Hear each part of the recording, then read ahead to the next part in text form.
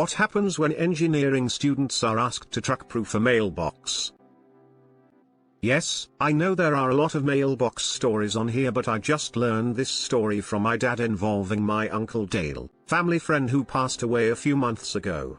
And figured you guys would get a kick out of it. Years ago, back when Uncle Dale and Dad were university students, their engineering professor came to their class with a problem that needed solving. His mailbox was getting broken by someone driving by every night. He and his wife had put up something like 4 or 5 mailboxes, and all 4 or 5 times, the mailbox had been knocked over by someone driving a red truck. This professor offered extra credit to any group of students who could come up with a truck-proof mailbox that not only fit with city regulations but within a budget of $20, which back then was a good-sized chunk of change. Well, if anyone here knows anything about engineers, as Dad puts it, they love solving problems. And if it's engineering students, they'll make it an experience to remember. Dad and Uncle Dale got together and got to work. They found a steel bar that fit within mailbox regulations. Posts have to be a specific height, width and depth, and filled the inside with a mixture of concrete and steel rebars. Once the concrete had cured, they welded 8 rebars to the sides of the bar, bent them in half and stuck it inside a bucket.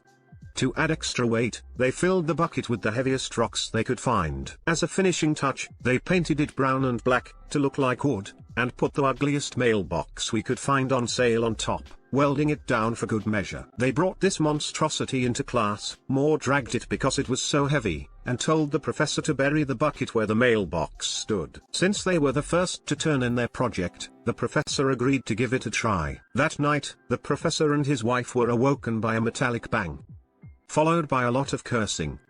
They went outside and wouldn't you know it, there was that red truck speeding away, the mailbox still standing. At the base was a broken wooden baseball bat. 2 days later, the professor gets a bill in the mail for a hospital visit. Turns out when the passenger hit the mailbox, he did some serious damage to his arm and shoulder. They were planning on suing the professor, but the professor hired a lawyer who basically told the plaintiffs, "You were just going to admit that you were vandalizing the mailbox multiple times?" That shut them up. To the best of my dad's knowledge, the mailbox is still standing. The other students who still brought in mailboxes had theirs gifted to different professors throughout the town and are also still standing. Now to the comments. We solved this on my mailbox by putting a large spring at the base. You could bend the post down all the way to the ground and watch it flail around afterwards. It was more for people backing into it than vandalism, and it worked perfectly. For accidental damage, that works way better than making the mailbox invincible, because you don't want to damage cars accidentally bumping the mailbox. You also don't want to hurt people who are exercising due care in their vandalism, just in case they aren't deterred by having to confess to multiple counts of mail tampering. How could the homeowner get in trouble for that? Friend of mine got sick of having his box run over by drunk drivers, so he designed a mailbox made out of concrete/rebar with a wide flared base so that if someone knocked the box over, the base tips up underneath the car. This would basically total the vehicle. He bought a huge box for the post, painted a big bullseye on it with the words "bullseye" underneath. This was easily 20 years ago. That mailbox hasn't been touched all this time. The neighbor kept accidentally grazing our mailbox when he would back up. It's across our driveway on the opposite side from his house. Ridiculous, so my dad replaced it with one set on a 6-square beam of wood set into 100 or so pounds of concrete underground. No idea what that monster would do to a vehicle, because it's remained undisturbed for about 20 years now as well. My husband is a mason in a beach town in Florida. He had created multiple decorative mailboxes that had block, concrete, and rebar in the middle about a decade ago for a few homeowners whose homes he had done block and stucco work for on A1A because people kept knocking their mailboxes down. Turned out it was drunk drivers. After a couple of totaled cars, ordinances against hubby's creations, and similar ones as it was catching, started going up.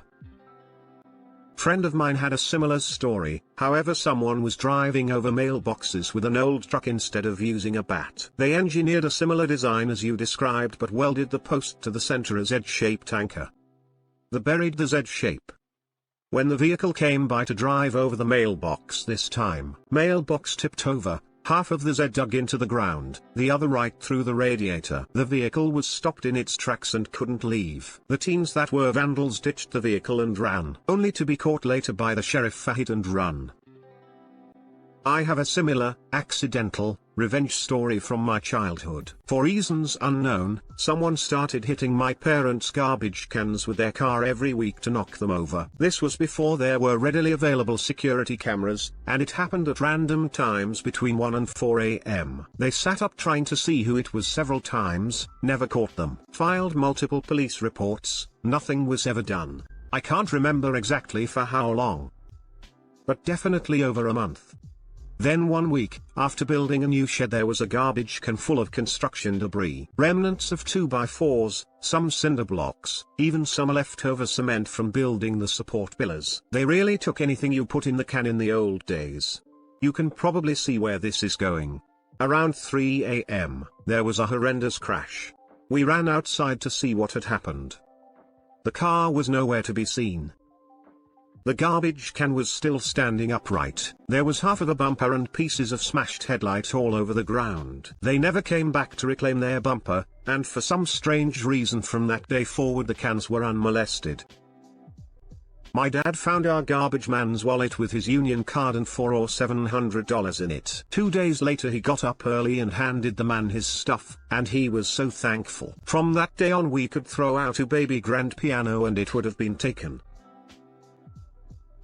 As a mail carrier, I've heard a few stories, and have seen examples myself of mailbox ingenuity. One that stands out is an unusual and obviously very old box out in the country way back when while I was training. I asked the regular carrier about it, who told me that farmer on my route had trouble with one of his neighbor kids consonantly bashing in his box. So, finally, he bought the largest mailbox he could find, and put a regular mailbox inside of it. He then proceeds to feed the empty space inside with concrete, so it looked like a normal large country mailbox. But when you opened the door, you just saw a small mailbox encased in the middle of a solid wall. As a final touch, he painted a big target on the side. The regular said that the neighbor kid tried to smash it just once. That thing outlived the farmer by years.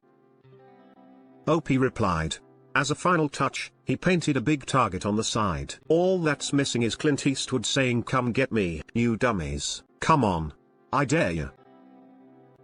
Do you feel lucky, punk? Now this is the extra credit my ADHD engineering ass would go for. OP replied, you'd have a lot of fun with this one, wouldn't you? Any engineering student would have a wet dream about an over-engineering thick metal pole. Punks getting ducked is just the cherry on top. Growing up, my next-door neighbor was a former Los Alamos Labs engineer. Someone decided to mess with his mailbox and ours. So, he and my father used a lathe to put solid steel piping and welded the mailbox to it. Buried it 3 feet deep with a post-hole digger and used cement. Just like with you, there was screaming and a bent aluminium bat. I had a problem with snowplows mowing off 4x4 wood mailbox posts. Got a piece of 4-aught oil drill pipe, I think it was 3/8 walled, welded a bracket and bolted the mailbox down. Augured it 4 feet and concreted it. It only took them once to hit it. Never again. I'm sure in 100 years someone is gonna cuss me if they ever need to replace it. Don't mess with a farm kid that has resources. Edit, I'm the only house within a mile each direction. My family settled this farm in 1855. That mailbox has been in the same spot since they delivered mail with horse and wagons. It's also in its own gravel lane along a row of cedar trees 15 feet off the edge of the road. I try to plow it myself so they don't have to, but I can't always get out there when they start at 3:30 a.m. We have to have plow-safe mailboxes, whatever that is. Basically, I think it's the opposite of what you describe. I think they have to break away to prevent damage to the plow or to stop it from flying up and hitting the windshield.